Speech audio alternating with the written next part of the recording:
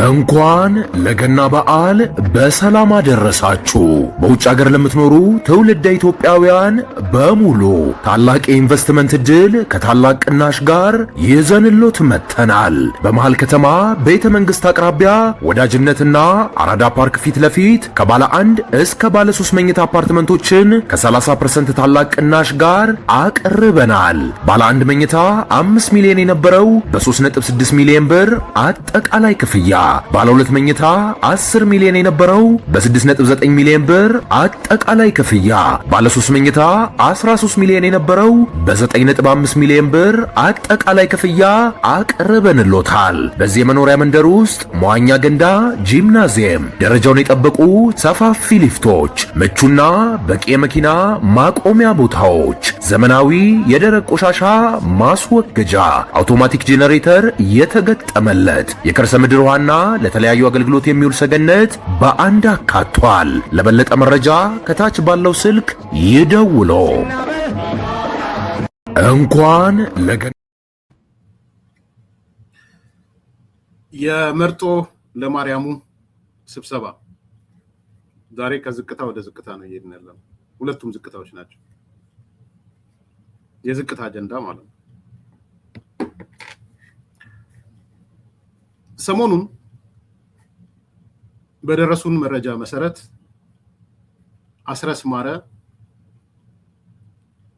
የአዲሱ ድርጅት የህዝብ ግንኙነት የፕሮፓጋንዳ ክፍል ኃላፊ የጎጃም ፋኖ ታጣቂ የጎበዝ አለቆችን ሰብስቧቸው ነበር። በመርጦ ለማርያም ሰብስቧቸው ነበር። መርጦ ለማርያም አካባቢ አስረስ ወደዛ አካባቢ ነው ያለው። በዚህ ስብሰባ ላይ በአንድ በኩል የሥራ መመሪያ አስተላልፎላቸዋል። የሰበሰበው ጎጃሞቹን ብቻ ነው። ነገራችን የጎጃም ፋኖ ታጣቂ የጎበዝ አለቆች ማለት ነው። የየአካባቢው አለቆቹን ማለት ነው። የሥራ መመሪያን የሰጣቸው ማድረግ ያለባቸውና ማድረግ የሌለባቸውን ነገር ነው የነገራቸው። ድምጽም አለን፣ ስፔሻል ድምጽም አለን። የተወሰነውን አሰማችኋለሁ፣ ሌላ ጋር የሌለ ማለት ነው። አስረስ ማረ የጎጃም ፋኖ ታጣቂዎች ጎበዝ አለቆች ሰብስቦ 4-5 ጉዳዮች ነው ያነሳላቸው። አንደኛ ምንድነው ያላቸው? አንደኛ አዲሱ ያቋቋምነው ድርጅት በዋናነት የጎጃምን የበላይነት ያረጋገጠ ነው ብሏቸው። የሰበሰበው ማን ነው ብያቸዋለሁ? የጎጃም ፋኖ ታጣቂዎችን የሰበሰበው።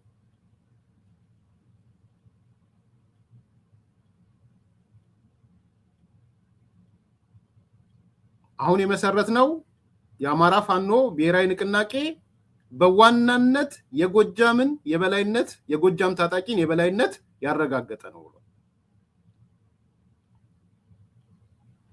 በእኛ ፍላጎት the so-called term and condition የተመሰረተ ነው ብሏል። በጎጃም ፍላጎት ነው የተመሰረተው።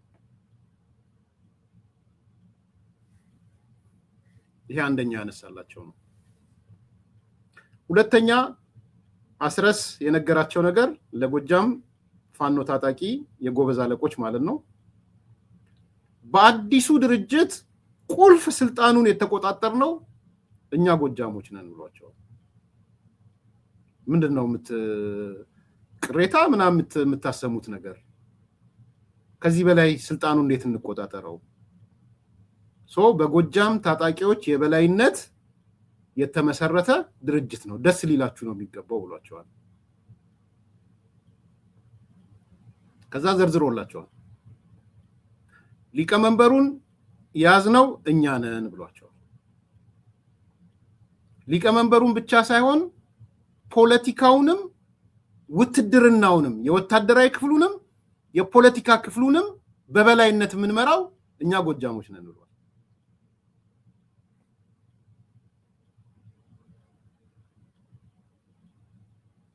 ምንድነው ያደረግነው ነው ያላቸው? ሊቀመንበር ስናስመርጥ ያው የማይቀር ነው። ሊቀመንበሩ ሁለቱንም አብሮ እንዲይዝ ነው ያደረግነው ያላቸው። የፖለቲካ ኃላፊነቱንም እንዲይዝ የወታደር ኃላፊነቱንም እንዲይዝ ስለዚህ ዘመነ የፖለቲካውም ኃላፊ ነው የውትድርናውም ኃላፊ ነው ያላቸው አንዱ ይሄ አላቸው ሁለተኛ ፕሮፓጋንዳው ነው ፕሮፓጋንዳው እኛ ስር ወድቋል እኔ ነኝ ብሏቸዋል እሱ ነው እውነቱ ነው አሁን ደግሞ ትልቁ የጦርነት አውድማ የሚዲያ ስለሆነ ናሬቲቭስ ትርክት ስለሆነ ሚዲያውን የተቆጣጠር ነው እኛ ነን ብሏቸዋል ለጎጃም ታጣቂ የጎበዝ አለቆች ማለት ነው ሶስተኛ በጣም የገረመኝ የውጭ ግንኙነቱንም የተቆጣጠር ነው እኛ ነን ብሏቸዋል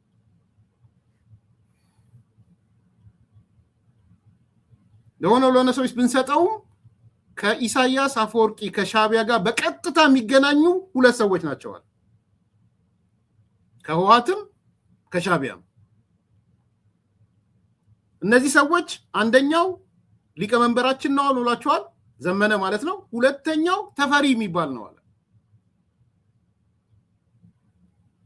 ከሻቢያም ጋር የተስማማ ነው በተፈሪ በኩልና በዘመነ በኩል ነው ትዛዝም ያልፈዋል ተፈሪ የነሱ የጎጃም አዛዥ ነው የብሔራዊ ደህንነት ወይ ምናምን ብቻ ብሎ የነሱ አዛዥ የቴዎድሮስ እዝ ምናምን ነገር ነው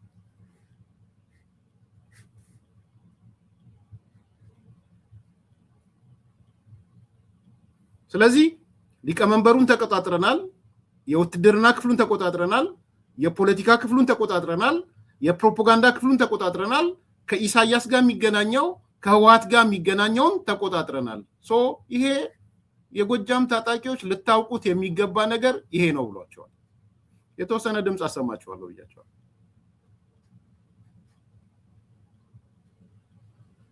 ይሄ አንደኛው ነው ሁለተኛው ፖይንት ነው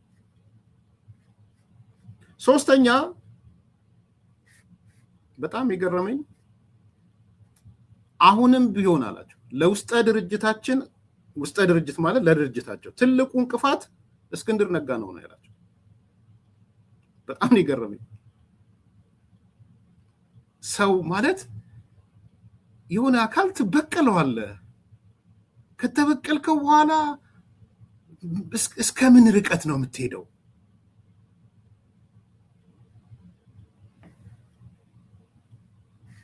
እና በዚህ መጠን ለማለት ለጎጃም ላሉት የጎበዝ አለቆች አሁንም ቢሆን የውስጠ ድርጅታችን ስጋት እስክንድር ነጋ ነው ያላቸው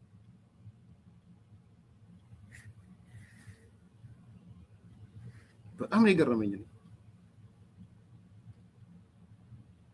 የውስጠ ድርጅታችን አንፃር ትልቁ እንቅፋት እስክንድር ነጋ ነው ምክንያቶች አስቀምጧል መከታው አሁንም ቢሆን ከእስክንድር አልተነጠለም ብሏቸዋል መከታው ማለት ምክትል ሊቀመንበር ያደረጉት ማለት ነው በመከታውና በእስክንድር መካከል ፍቺ መፈጸም አልቻልንም ብሏል አንድ ሁለተኛ የጎንደሮችም ከእስክንድር አንፃር ስስ ልብ አላቸው ብሏል ጎንደሮቹ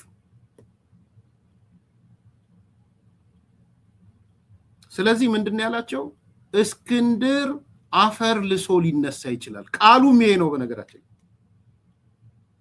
ያቺ አፈር ልሳ የምትነሳውን እንስሳ ተጠርታ ነፍስ ተጠርታ እስክንድር አፈር ልሶ ሊነሳ ይችላል እንደ እንስሳዋ እንደ ፍጡሯ እሱ ያቺ ፍጡር ነው ያላቸው ያቺ ፍጡር ደግሞ ቀጥቅጣችኋትም አፈር ልሳ ትነሳለች ስለዚህ በጥንቃቄ ማየት ያለባችሁ የእስክንድርን መንገድ ነው ብሏቸዋል አይገርምም በፍጹም አልጠበቅኩም ማለት የሆነ ሰው በዚህ ልክ ሄዶ ቂም በቀል ሲወጣ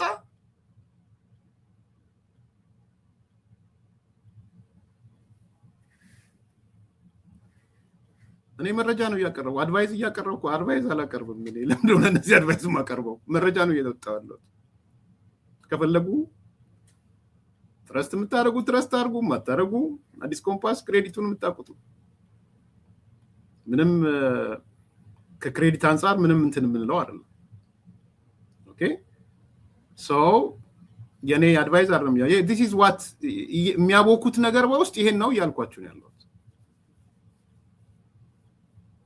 ሶ እስክንድር አፈር ልሶ ሊነሳ ይችላል በተለይ ያላችሁ በተለይ ፌል ካረግን ከወደቅን ይስቅብናል እስክንድር ነው ያላችሁ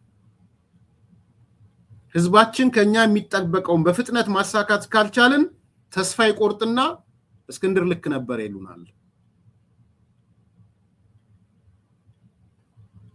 አሁንም ደግሞ አባሎቻችንና ህዝባችን ጥምረት የፈጠርነውን ህወሓት ላይ ጥርጣሬ ካልተቀረፈ አሁንም ህወሓትን የሚጠራጠሩት ከሆነ እስክንድር ነገ ከነጎዲያ ያሸንፈናል እስክንድር ካሸነፈን ማለት ወደቅን ማለት ነው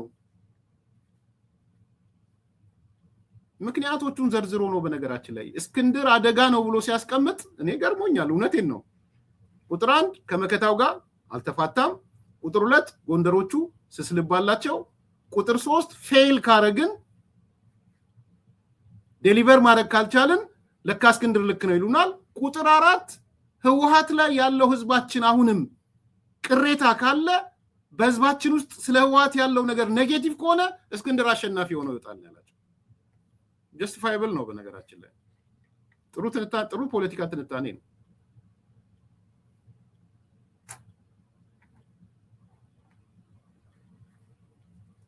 እና ትንሽ አንብቧል መሰለኝ ስትሰማ ተደነግጣለህ አሁን ያው እስክንድር እንደ ትሮትስኪ ነው ያላቸው እንደ ትሮትስኪ ነው ማሰብ ያለብን ትሮትስኪን ታውቁታላችሁ አይደል ዋን ነው መቼም በተለይ እድሜያቸው ትልቅ የሆነ ትሮትስኪን እስክንድር ለኛ ትሮትስኪ ነው ያላቸው የትሮትስኪ አወዳደቅ እስከዛ ድረስ መሄድ አለብን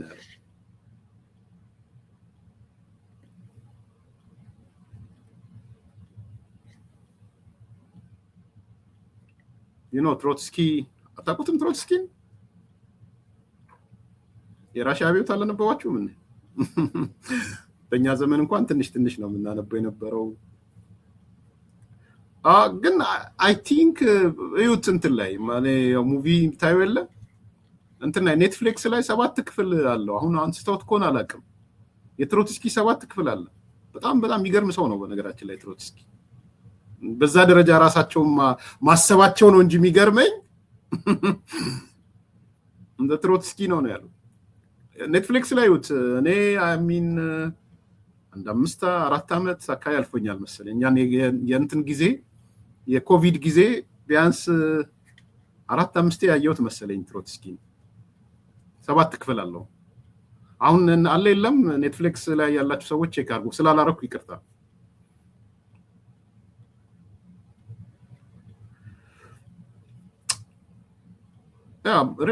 ማለት የቻይና የዚህ የራሻ አብዮት ላይ በጣም ትልቅ ሚና ነበረው ትሮትስኪ ሬድ አርሚ የሚባለውን ያደራጀው እሱ ነው እንደምታውቁት ትልቁን የዚህ የ1917ቱ የራሻ ሲቪል ዋር እንትን ሲል ይሄ የተበታተነውን የሽምቅ ተዋጊ ሰብስቦ ወደ አንድ ትልቅ አርሚ የመሰረተው ሬድ አርሚ የሚባለውን የመሰረተው ኦልሞስት የሱ ነው ማለት ይቻላል ትልቅ ሲቪል ዋሩ ላይ አይዲዮሎጂስት ነው እንደምታውቁት ስትራቴጂስት ነው ነገር ግን ልክ ሌኒን ሲሞት ስታሊን ጠመደው ጆሴፍ ስታሊን እንግዲህ በዚህ አረዳድ አሁን እነዘመነ እነ አስረስ ስታሊን ነው ማለት ነው አስረስ እና ዘመነ ዘመነ እንደ ስታሊን ይሆናል እስክንድር እንደ ትሮትስኪ ሆነ ማለት ነው እና ሌኒን ከሞተ በኋላ ያው ጠመደው ትሮትስኪን ሲጠምደው ሸሸ እንደምታውቁት ሀገር ጥሎ ሸሸ ወደ ሜክሲኮ ሄደ ካተሳሳት ሜክሲኮ ሄዶ ሜክሲኮ ጥገኝነት ጠይቆ መኖር ጀመረ እንደሱም ሆኖ ግን ስታሊን እንቅልፉን መተኛት አልቻለም ቀን ከሌሊት የሚያስበው ስለ ትሮትስኪ ነበር የሚያስበው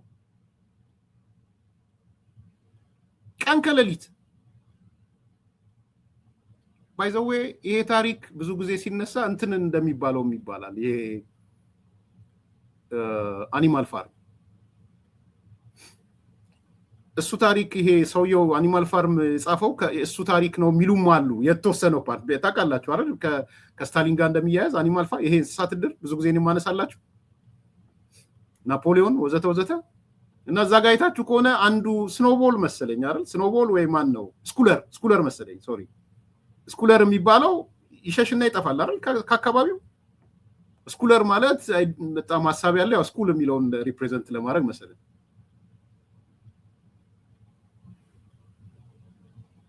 እና አኒማል ፋርም ከሱ ጋር የተያያዘ ነው ይባላል ማለት ይገምታሉ ብዙ ሰዎች አልተኛም ስታሊን ስልጣኑን የሚይዞ ትሮትስኪ አገር ለቆቶ ሜክሲኮ ተሰዶም ሜክሲኮ ጥገኝነት ለቆም ሊተኛ ግን አልቻለም ስታሊን እንዴት ያስተኛው የትሮትስኪ መንፈስ አላስተኛው አለ በቃ በፍጹም ሊያስተኛው አልቻለም በኋላ ምን ያደርገው ቅጥር ነፍሰ ገዳይ ሜክሲኮ ልኮ አሳሲኔት ነው ያስደረገው ቅጥር ነፍሰ ገዳይ ቀጥሮ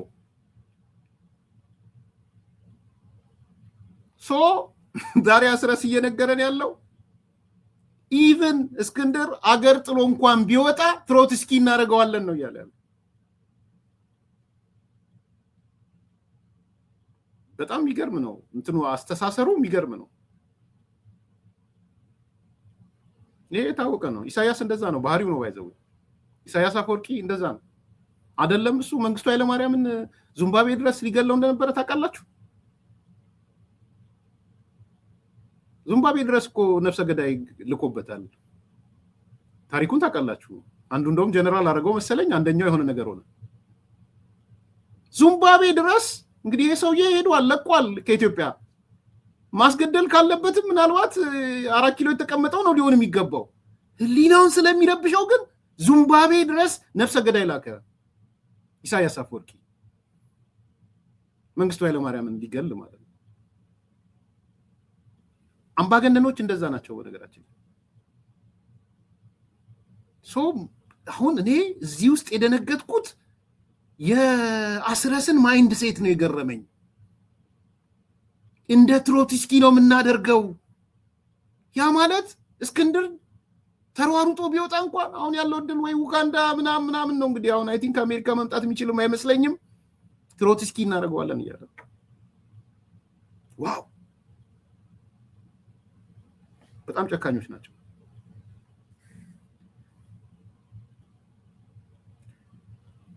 ይስማ ለጎጃም የጎበዝ አለቆች ጠበቃ አሁን እንኳን ጠበቃ አይደለም አስረስ እየነገራቸው ያለው ይሄንን ነው የትሮትስኪ እጣ ፋንታ አንለቀውም ነው ያለው ናይትሜራችን ነው የሚለው በውድቀታችን ሊነሳ የሚችለው ሰው እሱ ነው እያላቸው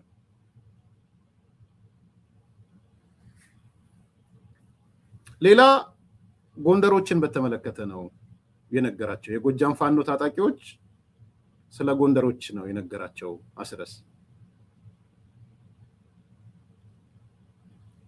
የጎንደር የታጣቂዎች የጎበዝ አለቆችንም የጎንደር አባሎቻችንንም አናምናቸውም ብሏቸዋል በጥንቃቄ ነው የምናያቸው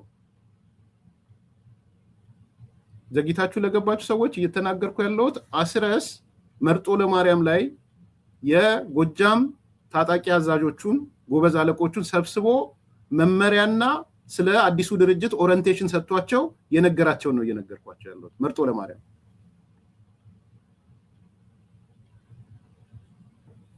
ጎንደሮችን አናምናቸውም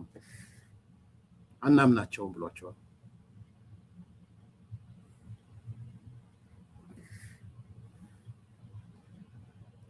ስለዚህ የምንከተለው ስትራቴጂ ብሎ የነገራቸው ከጎንደሮች አንፃር የኛን ኃይል በውስጣችን አሰርገን እናስገባለን ብሏቸዋል አንዱ እየተከተልን ያለ ነው አይኔ ደረሰኝ መርጦ ለማርያም ነው መርሳ አይደለም የደረሰኝ እንግዲህ እናንተ መረጃ ካላችሁ ምናልባት ፈልጉት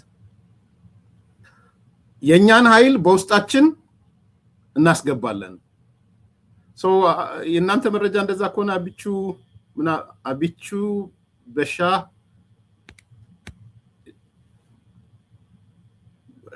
ብዙ አጣላንም በቦታ አጣላንም ግን ድምጽ አለኝ እኔ ተወሰነ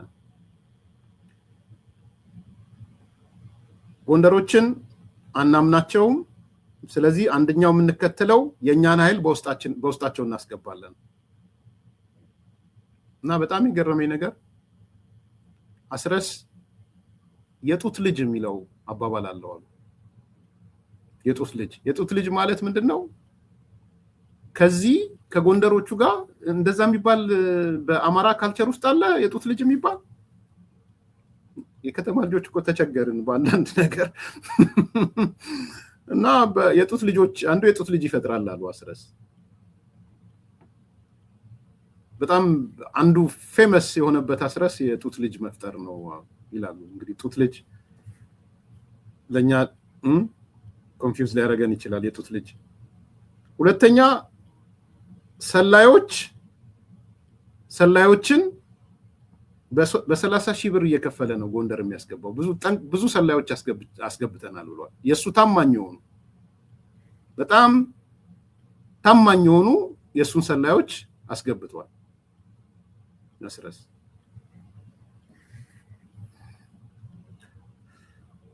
ሁለተኛ እያደረግን ያለነው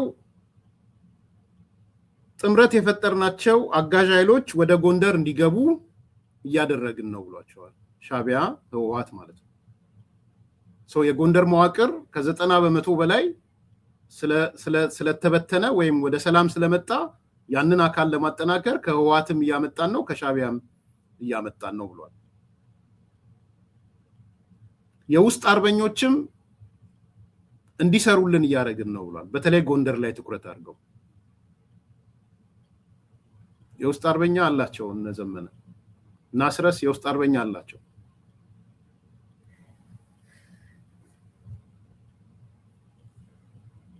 በጣም ብዙ የውስጥ አርበኛ ነው ያላቸው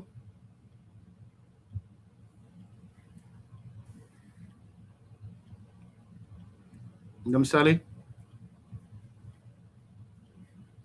አንዱ የውስጥ አርበኛ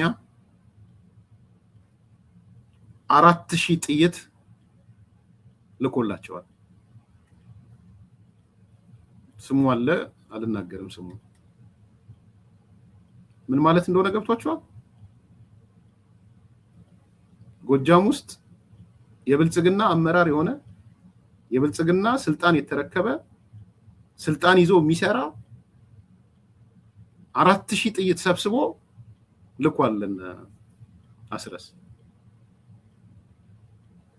መንግስት ያውቃል ኢንፎርሜሽን አለው ቢያንስ ነው ካለኝ መንግስት አለው ቢያንስ ነው ያልኩት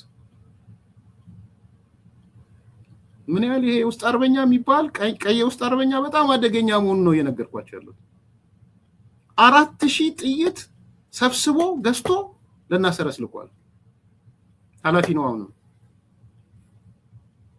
ያጣሩ ስለዚህ በውስጥ አርበኞች በኩልም እየሰሩ መሆናቸውን የቀኝ ውስጥ አርበኛ የሚባለው ከዛ በተረፈ በቅርብ ጊዜም የሳምሪ ሰዎች ሳምሪ ያሉት ሰዎች ወደ ወልቃይት ሊገቡ ይችላሉ እንዳትደናገጡ ብሏቸዋል ሌላ ሳምሪ ሊገቡ ይችላሉ ከዚህ የሳምሪ ሰዎች ወደ ወልቃይት ሊገቡ ይችላሉ እንዳትደናገጡ ነው ያላቸው የ33ኛው ክፍለ ጦር የነሱ ሰው ነው ባለበት ይሄ ተነገረው ሙሉ ድምጽ አላሰማችሁም ትንሽ ድምጽ አሰማችኋል በጣም ትንሽ ድምጽ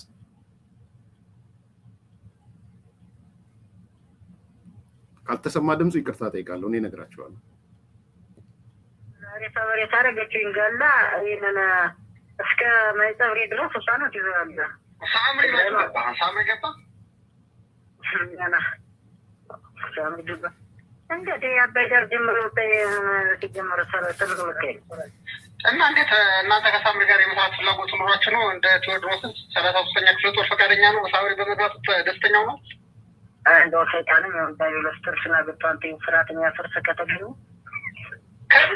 ስማ እንጂ ከወያኔና ከዚህ ስርዓት የትኛው ነው በአንተ ያንተ ምርጫ ያንተ ጠላት እንድትታገል ያደረገው ነው? ምናስ ቆረጡ እኮ ቤተሰቦን አንዱም ገበሬ ነው። ኧረ ተው እሱን ተውና ማለት እና ታዲያ እኔ ህወሓት ጋር እየሰራችሁ ነው ምናምን ስል ውሸት የምትለኝ ሳምሪ ማን ነው? የጎንደር ጠቅላይ ግዛት ነው ሳምሪ? ሳምሪ ምን ትግሬው ታውቃለህ? አንድ አይነት ባህል ያለን አንድ አይነት እምነት አንድ አይነት ባህል ያለን ሰዎች ነን። ምን መጀመሪያም እኮ ሆን ብሎ ነው መንግስት ሲሰራ ሰርቶ እንደዚህ ያመጣን እንጂ ነው እነሱም ከአማራ ጋር መጣላት እኛም እነሱ ጋር መጣላት እኮ ዓላማው የለም። ግን መንግስት ሆን ብሎ ነው ሴራ ሰርቶ ያመጣን እና ደግሞ ከትግራይ ህዝብ ጋርማ አንድ ነው። ከሌላውም ከየትኛውም ብሔር ብሔረሰብ ጋር አማራ የሚቀጥል ህወሓት የሚለውን ታውቀዋለህ? ግን ወያኔን ታውቀዋለህ? የትግራይ ህዝብ እኮ አለም እያሉ ያለ ይኸውልህ ስማኝማ አሁን አንተ ሳምሪ ቡድን ጋር ምናምን እኮ ነው ሳምሪ ማለት እኮ ምን የትግራይ ህዝብ ነው። የትግራይ ህዝብ ናቸው እኮ እኔ የምልህ እሺ ሳምሪ የትግራይ ህዝብ አይወክልም። በነገራችን ላይ ማይካት አንድ ጋር ጨፍጭፎ ሄደን ሳምሪ አሁን በትግራይ ህዝብ ስም ወክለህ የትግራይ ህዝብ ነው ትለዋለህ? ለአማራ ህዝብ ይጠቅማል? ለእናንተ ለትግል አጋርነት ይጠቅማል? አንተ እንደው ዝም ብለህ ከነቢይ አህመድ ኢኮኖሚ ዳቢሎስ በፊልም አጣቅም አታስናግጦ ወርዱ ራሱ ከታገለ ከጎኑ ነን እኛ። ዋናው ስርዓት የሚያፈርስ ነው የሚያግዘን ከተገኘ እሺ በቃ በዚህ ልክ ነው የተረዳችሁት? ፖለቲካው በዚህ ልክ ነው ያስረዷችሁ? የሳምሪን መልካምነት ለቴዎድሮስ ለ33ኛ ክፍለ ጦር በዚህ ልክ ነው ያስረዷችሁ? እንደዛ ነው። ነገራችን ላይ አስማራ ይችላል እንዴት አድርጎ እንደሚያስረዳው ፖለቲካ እኮ ይመቻችሁ እና ከአስረክቡትና ማይካድራ ወልቃይትን ለሳምሪ ስጡና እናንተ 4 ኪሎ መጣችሁ ለአማራ ህዝብ የምትፈይዱትን እድሜ ቢኖረኝ አየው ነበር። ግን ደግነቱ እናንተም ማትመጡ ህዝቡም ይዋረዳል። እኛም የሁሉ የሁለቱ የቱ ስለሆነ በጣም ተው ይመቻችሁ ብቻ። ብዙ ነው ዝርዝሩ ኪስ ስለሚቀድ ለጊዜው ይቀመጥ። ይሄ ሰውዬ የእነሱ የ33ኛ ክፍለ ጦር ነው የሚሉት እነሱ እና ሳምሪ እየመጣልን ነው ያያለ ያሉት። ሳምሪ ማለት የትግራይ ህዝብ ነው እንዲገባ እየጠበቅን ነው እየመጣን ነው እያሉ ያሉት። ይዛ በኋላ ዝርዝሩን ያነሳለታል። ስለ ስብሰባውም እነ አስረስም ምን እንዳሏቸው መሪዎቻችን የነገሩን እኛ መሪዎቻችን ያሉትን የምንሰማው ማለት ነው። ይሄ እንግዲህ ቅድም የነገርኳችሁ ነው ምን ያህል ርቀት እንደሄዱ ማለት ነው። ከዛ በተረፈ ጀነራል ተፈራ ማሞንም ጠይቀውት ነበረ። ወታደራዊ ዙም በዘመነ ካሴ ስር ስለሆነ አትስጉ፣ እኛ ከኛ ቁጥጥር ውጪ የወጣ ነገር የለም፣ ለስሙን እንጠቀምበት ብለው ነው። ተፈራ ስሙን ነው የምንጠቀምበት፣ ብዙም ትርጉም ያለውም ሰው አይደለም፣ ዋናውም የጦሩ አዛዥ ዘመነ ነውና ስጋት አይግባችሁ ብሏቸዋል። ከዛ የሰጣቸው ማስጠንቀቂያዎች ናቸው። አስራስ የሰጣቸው ማስጠንቀቂያዎች አሉ። ምንድነው ያላቸው? ከዚህ በኋላ ስለ አጋሮቻችን፣ ስለ ኤርትራ፣ ስለ ህወሓት ወዘተ ጥያቄ ማንሳት አይቻልም ብሏቸዋል። እኛ ያልናችሁን ብቻ ነው የምታዳምጡት። እዚህ ጋር ብትሰሙ በቃ አስረስ እንዲህ ብሎናል ይላል። እንዲህ ብሎናል፣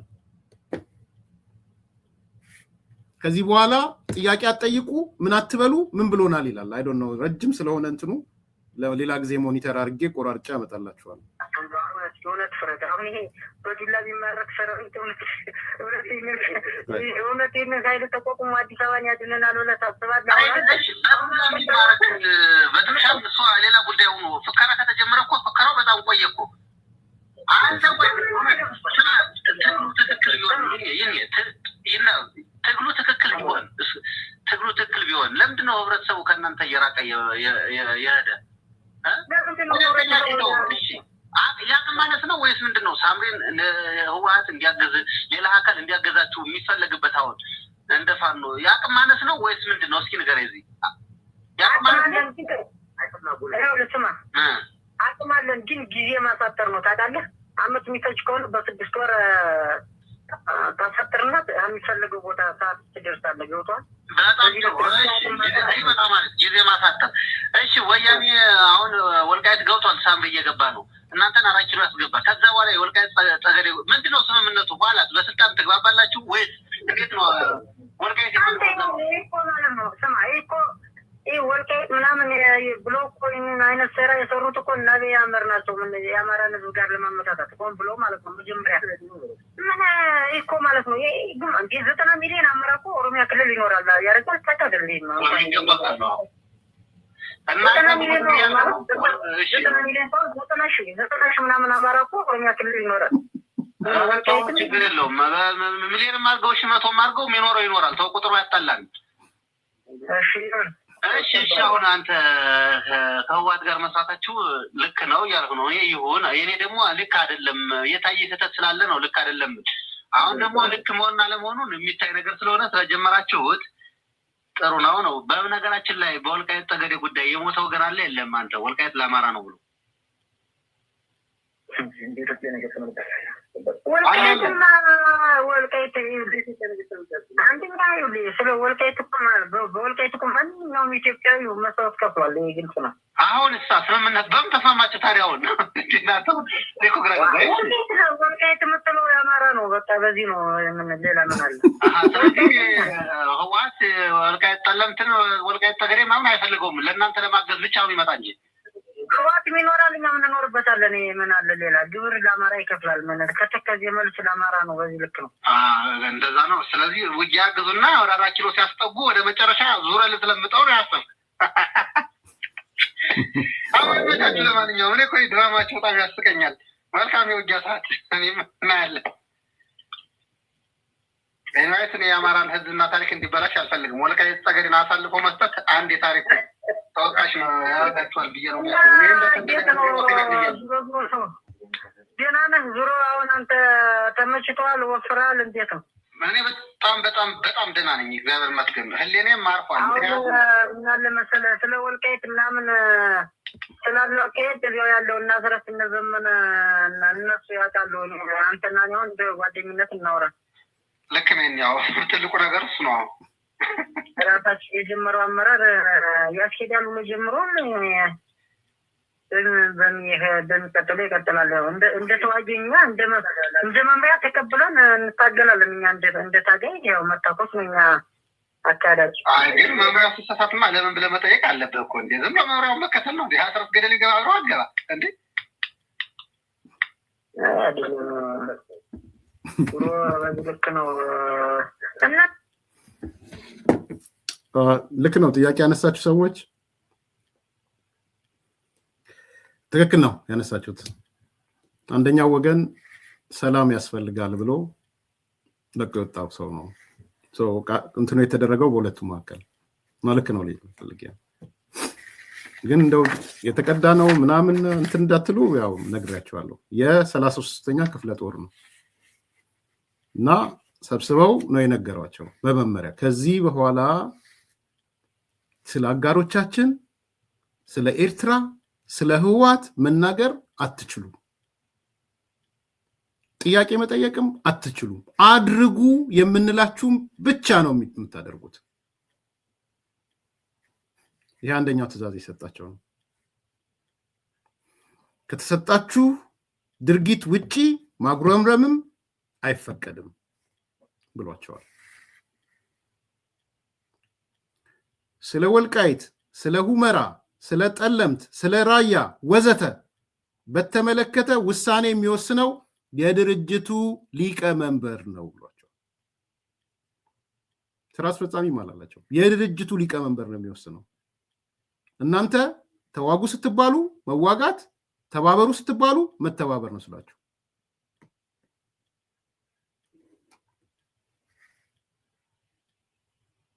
ስለዚህ ቅድም ሰምታችሁት ከሆነ እኛ እኮ ምንም ጥያቄ ሳታነሱ ፈጽሙ ተብለናል።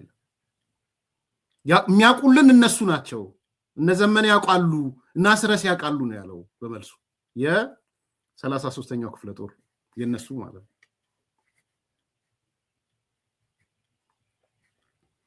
እንግዲህ ይሄ ነው ያለው። አንዱ መረጃ ይሄ ነው። ሁለተኛ እንግዲህ የእነ አቶ እሸተ ደምለው የወልቃይት ጠገዴ ሰቲት ሁመራ የሚባለው አስተዳዳሪው ዛሬ የተናገረው ነገር ነው። ትህነግ ዳግም ወረራ በህዝባችን መቃብር ላይ እንጂ አታስበውም ብሏል። ማንኛውም የወረራ ሙከራ ለመመከት ተዘጋጅተናል ብሏል። የጠላት ኃይል ተከዜን ተሻግሮ ሙሉ ወረራ ለማድረግና በደምና አጥንታችን ያስከበርነውን መልሶ ለመቆጣጠር ሙሉ ዝግጅት አድርገናል ብሏል። አሸተ ደምለው ነው። የጠላት ዝግጅት ህዝባችንን ከምድረ ገጽ ለማጥፋት ነው ብሏል። ወራሪ የጠላት ኃይልን ተገቢውን ምላሽ ለመስጠት በተደራጀ መንገድ እየተንቀሳቀስን ነው ብሏል። እንግዲህ እና አሸተ የሚሉት ይሄንን ነው። እነ ዘመነ ደግሞ ሳምሪ የሚባለው እየመጣ ነው ብለው የ33ኛው ክፍለ ጦር እየጨፈሩ ነው ማለት ነው። ቋንቋቸው እኮ ድብልቅልቅ ነው ያለው። ትላንትና ዝርዝር ነገር ስላነሳው ወደዛ መቼም ወደ ቋንቋ አታስገቡኝ። ግን በቃ ድብልቅልቅ ነው ያለው። በዚህ በኩል ሳምሪ ሊገባ ነው ብሎ ይጨፍራሉ። በዚህ በኩል ደግሞ እነ አሸተ ደምለው ጠላት እያሉ ይላሉ። የቋንቋ መደበላለቁ ደግሞ ተጠናክሮ ቀጥሏል። ቋንቋ መደበላለቅ ያለው ትላንት የዛሬዋ ተረኛ የአማራ ሚዲያ ካውንስል የምትመራው 12 ሚዲያዎች የምትመራው ወይዘሮ መዓዛ መሐመድ ሆናለች። የዛሬዋ ተረኛ በሱ እንጨርሳለን። መዓዛም ዛሬ ቋንቋውን አደበላልቃ መጣለች። አንድ አካ መዓዛውያን ይጀመር አይጀመር አላውቅም። እንግዲህ መዓዛም ተናግራለች ዛሬ። በሷ እንጨርሳለን። በመዓዛ መቼም እንዴት አይነት ቋንቋቸው እንደተደበላለቀ እኮ በስማ ይኸው የእህታችን መዓዛ ሐሳብ። መዓዛ መሐመድ በብልጽግናና በህወሓት መካከል በፕሪቶሪያ ስምምነት በሚደረግበት ወቅት ጉዳዩ አማራን የሚመለከት ስለሆነ አማራ መወከል አለበት ስንል አምረው የተቃወሙን የወልቃይት ጳጳስ ነን የሚሉ የአብይ አማሮች ነበሩ። የአብይ አማሮች አይ ጉድ! እንደው መቼም ከምን የዋለች ጊደር ነው ነገሩ። በወቅቱ በህዝብ ንቅናቄ የተመረጡ ግለሰቦች እነ ዶክተር ደሳለኝና ጀነራል ተፈራን ሲያራክሱ ነበር። አሁን ላይ ፋኖ ከአብይ አህመድ ጎን መሰለፍ አለበት እያሉ የሚያቀረሹትም እነዚሁ የአብይ አማሮች ናቸው።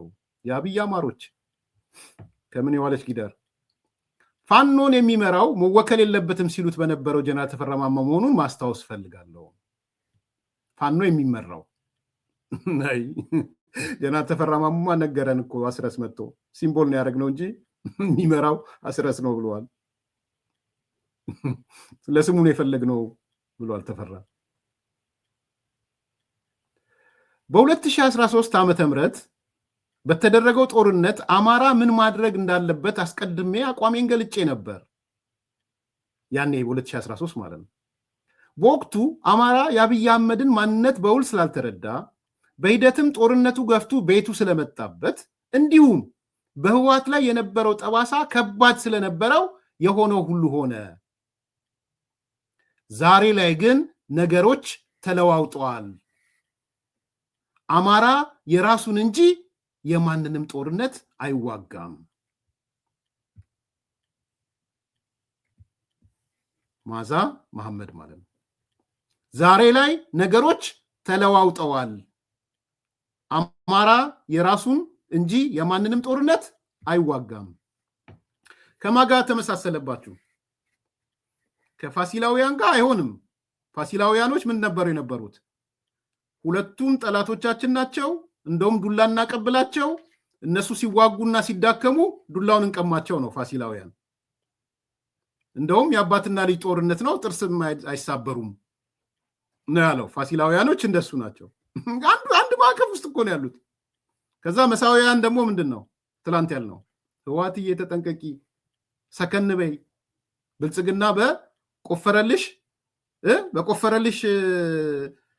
ወጥመድ አትግቢ ወደ ወልቃይት አትግቢ ወደ ራያ አትግቢ ያንቺ አይደለም እሱ አጀንዳውም ያንቺ አይደለም ከመሳያውያን ጋር አይመሳሰልም ኦተንቲክ አይመሳሰልም መሳያውያን ጋር አይመሳሰልም መሳያውያን እኮ ያለው ህወሓትዬ ትሸወጃለሽ ብልጽግና ሊጫወትብሽ ነው እኮ ያላት ወጥመድ አዘጋጅቶልሻል ሰተት ብለሽ ወልቃይት እንድትገቢ ራያ እንድትገቢ ጠለምት እንድትገቢ ያንቺ አጀንዳ አይደለም ባጭሩ መሳያውያን ወልቃይት እናንተ አይደለም አትግቡ ነው እያሉ ያሉት ይለያል ከፋሲላውያን እና አስረሳውያን ደግሞ መተው አንድ ጠላትና አንድ ጠላት ብቻ ነው ያለን የአንድ ጠላትም ብልጽግና ይባላል ሌሎቹ በሙሉ ወዳጆቻችን ናቸው ስለዚህ እናስረስ ይያሉ አሉት ከህወሓት ጋር ሆነን እንወጋለን ነው ይለያል አስረሳውያን ድርጅታዊ አቋም የወሰዱት ከህወሓት ጋር ሆነን እንወጋዋለን ነው ይሄም ቅድም ልጁንም ሰምታችሁታል አሁን ማዛውያን መጡ ማዛውያን ያንተ አይደለም ይሄ ጦርነት ከተወሰነ ፋሲላውያን ጋር የሚመሳሰል ነገር አለው ግን ያንተ አይደለም ዛሬ ታርመሃል አለች በቃ አማራ ሆይ ዛሬ ታርመሃል ባይዘዌ እያለች ያለችው ማዛ አማራ ተሳስተህ ነበር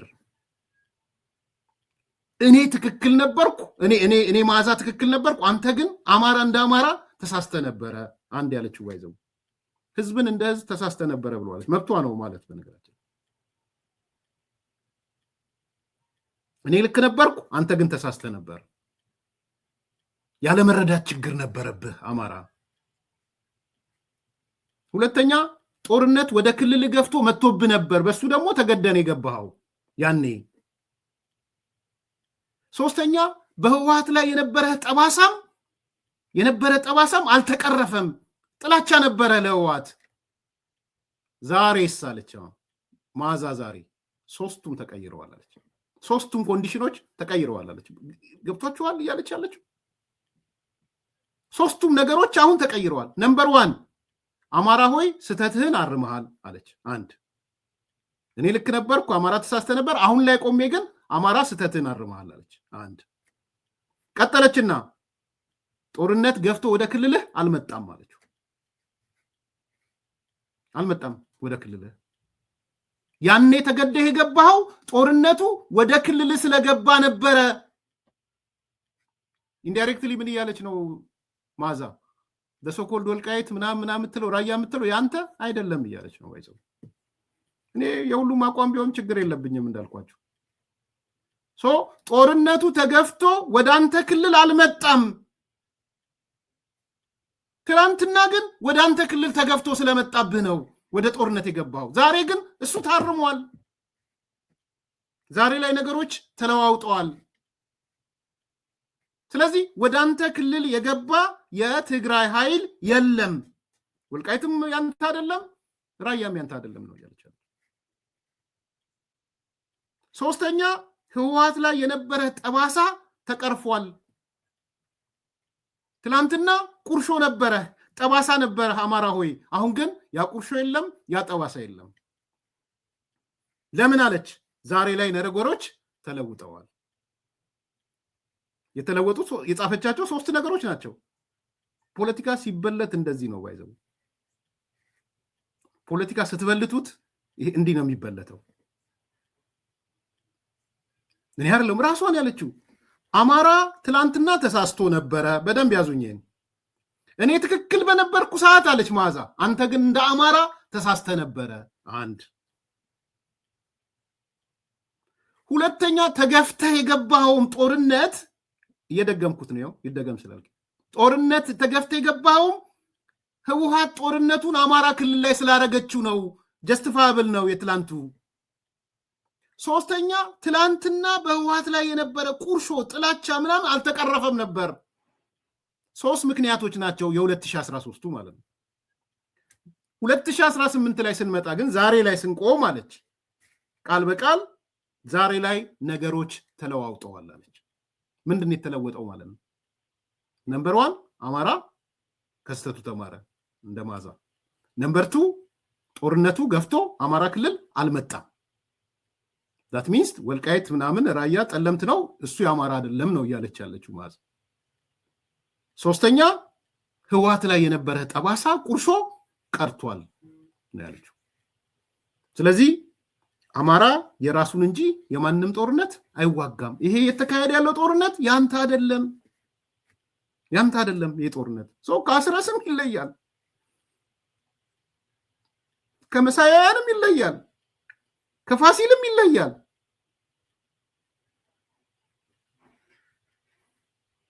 ልክ አይደለም። ፖለቲካውን ስትበልቱት እንዲህ ነው የሚሆነው። እንግዲህ ፖለቲካ ሳይንሱን የምታውቁ ሰዎች ኢንተርፕሬቴሽኑ ይሄ ነው።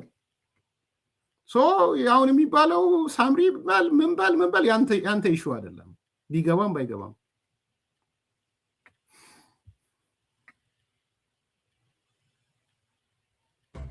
የማይካድራ ጭፍጨፋ ምን ያክል ግፍ እንደተፈጸመብን ለሚያስብ ለሚያንሰላስል የሰው ልጅ ለሆነ ሰው ያን መርሳት በጣም ከባድ ነው። ያን ከፈጸመው በተለይ ሳምሪ የሚባለው ኃይል ከነዛ ጋር ነው አሁን ንግግር የጀመሩት። በምንም መመዘኛ ናዚዎች የናዚ ጭፍጨፋ ይታወቃል። በጥቁር መዝገብ እንደሷን ህወሓት በሳምሪ አማካኝነት በአማራ ላይ ያደረሰው ግፍና መከራ አይረሳም። ያንን ነው ህዝብ ረስቶ እኔ አሁን ይረሳል አይረሳም ናዚ ጭፍጨፋ ነው አይደለም እያልኩ አይደለም። የአማራውን ኮንቴክስት ነው እየነገርኳቸው ያለሁት። ማዛ ግን ምን ብላ መታለች? አሁን ህወሓት አሳደረ የተባለው ጠዋሳ ተቀርፏል ነው እያለች ያለችው። ይሄ እየነገረን ያለው የዛሬ ገና ያልወጣ የነገ ቃለ መጠይቅ ነው። ቃለ መጠይቅ እየነገረን ያለው እዛ የነበረ ሰው ነው፣ የምታውቁት ነው ንግግር የጀመሩት። በምንም መመዘኛ ለሚያስብ ለሚያንሰላስል የሰው ልጅ ለሆነ ሰው ያን መርሳት በጣም ከባድ ነው። ያን ከፈጸመው በተለይ ሳምሪ የሚባለው ኃይል ከነዛ ጋር ነው አሁን ንግግር የጀመሩት። በምንም መመዘኛ ናዚዎች የናዚ ጭፍጨፋ ይታወቃል። በጥቁር መዝገብ እንደሷን ህወሓት በሳምሪ አማካኝነት በአማራ ላይ ያደረሰው ግፍና መከራ አይረሳም። ያንን ነው ህዝብ ረስቶታል ብለው እነሱ አስበው እንደገና በእጁ አዙር ሊወጉን ያሰቡት። እሱን አላደርገውም። የዚህ ታሪክ አካል መሆን አልፈልግም። እኔ በግል ማዛ ህዝቡ ረስቶታል ያለችው ይሄንን ነው። በነገራችን ላይ በእኔ ትውልድ ዘመን በእኔ እድሜ ኢትዮጵያ ስትፈርስ ቁሜ በማየቴ ደስ ይለኛል ያለ ሰው ነው ዛሬ እየሰሩ ያለ ከሱ ጋር ነው። ይሄድ ኳርተር አለው። አምቡላንሶች በፋኖ ተማርከው ነበር በጊዜው ሲቪል አስተዳደሩ ምሳሌ። ስንት እናቶች ናቸው የሞቱ? ፖሊዮ ክትባት አማራ ክልል አሁን አለ። በጣም የሚያሳዝን ነው። ይህ የማይሰማው ትውልድ ለእኔ ከሰው በታች ነው። ፋኖ እንደተነጋገረው ነው። በፋኖ በስሙ ነው የሚነገድ፣ በአማራ ህዝብ ስም ነው የሚነገደው። መስጠት የሌለበትን ነገር በግልጽ ስለምንነጋገር ነገ ደግሞ እውነቱ ስለሚወጣ ዛሬ ውሸት ነው ምናምን ተብሎ የስድብ ጋጋታ ቢኖር ተሰጥቷል። ምንም ዋጋ የተከፈለበት ነገር ዋጋ አጥቷል። ማህበረሰቡ ደግሞ ተሳቀቀ። እንግዲህ ታውቃለህ አንድ ቤት እኮ ብዙ ጎደሎ ነገር ይኖራልና ሁሌ ስትሄድበት እንግዲህ ቤት አይደለ ብዙ ገመና ከተምትይዝበት ነው፣ ልጅ የምታሳድግበት ነው። አንተ ሄደህ ስትቆምበት ትንሽ ይደበራልና ይሄ ማህበረሰብ ተሰቃየ። ሸክም የሆኑት ለማህበረሰቡ ነው። እነሱም አንዴ ይሉምታቸውን ጥለዋል። ዛሬ ማረኝ ብሎ ሄዶ ድረስልኝ ሻዕቢያ ብሏል። ኧረ ሌላም ሀገር እኮ ከጠላት ጋር ቤት አለ ግብፅ ምን እናግዝ እያለ እኮ ነው፣ ምን እንታዘዝ እያለ ነው።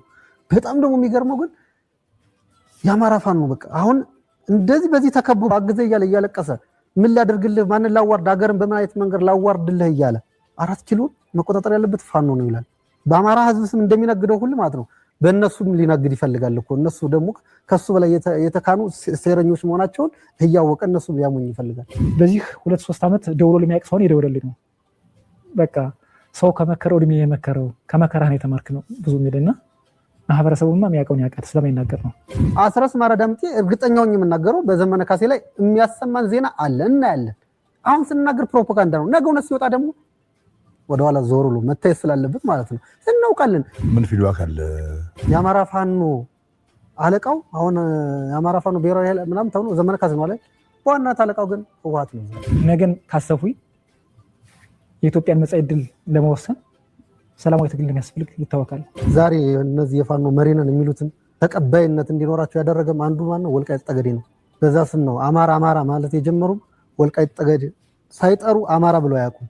ተቀባይነት እንዲኖራቸው ካደረጉ በኋላ አንድ ትልቁ ክደት እዛ ላይ የካዱት ክደት ነው። ወያኔ ያላደረሰው ግፍ የለም። በእስር ቤት በማዕከላዊ ብዙ ወገኖቻችን ወንድሞቻችን ተንኮላሽተዋል። ያን ግፍ ማንም አይረሳም። አጽመ ርስቶቻችን ናቸው ብለን በምንጠራው በነ ወልቃይት በነ ራያ ላይ የነበረውን ባህር ዳር ላይ እኮ 2008 በቀን ብሎ ያ ሁሉ ወጣት በነቂስ ሲወጣ ወልቃይት ሆይ ብረሳሽ ቀኝ ተርሳኛል የባህር ዳር ልጅ ነው፣ የጢስ አባይ ልጅ ነው። ስለዚህ ያን የሚረሳ የለም። ሞኝ ትውልድም አይደለም የሚሆነው፣ ጠያቂ ትውልድ አለ። ማንም ቢመጣ ነው የተባለ የበላይ ዘለቀ ልጆች ነው የሚባለው እኮ ዛሬ በላይ ዘለቀ እኮ መጥቶ እኔ መሪያችሁ ልሁን ቢል እኮ መሆን አይችልም። አሳምነው ጽጌ ከመሬት ቢነሳም መሆን አይችልም የተባለበት ቦታ ሁኔታ ነው ያለው።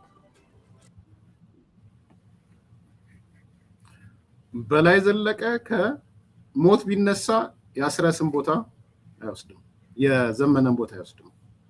ቃል በቃል ነው ያላቸው። አሳምነው ጽጌ መቃብር ቆፍሮ ወጥቶ ቢመጣ የዘመነን ቦታ አይወስድም። አይደለም እስክንድር ነው ያላቸው። እንግዲህ ይሄን ነው የምትሰሙት። ማዛ እየነገረችን ያለችው ይሄንን ነው። አስረስ ያው ባለፈውም ነግሬያችኋለሁ፣ ደንበኛ አስረስ ወደ ስብሐት ነጋ ነው እየተዘዋወረ ያለው። ጠቅላላ የቤተሰብ ድርጅት አድርጎታል አስረስ። ብዙ ነግሬያችኋለሁ ከዚህ በፊትም። ማርሸት ፀሐዩ ያክስቱ ልጅ ነው።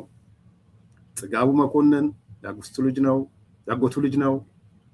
እነዚህ ሁሉ የኮማንደር የኮር አዛዦች ምናምኖች ናቸው። ባይዘው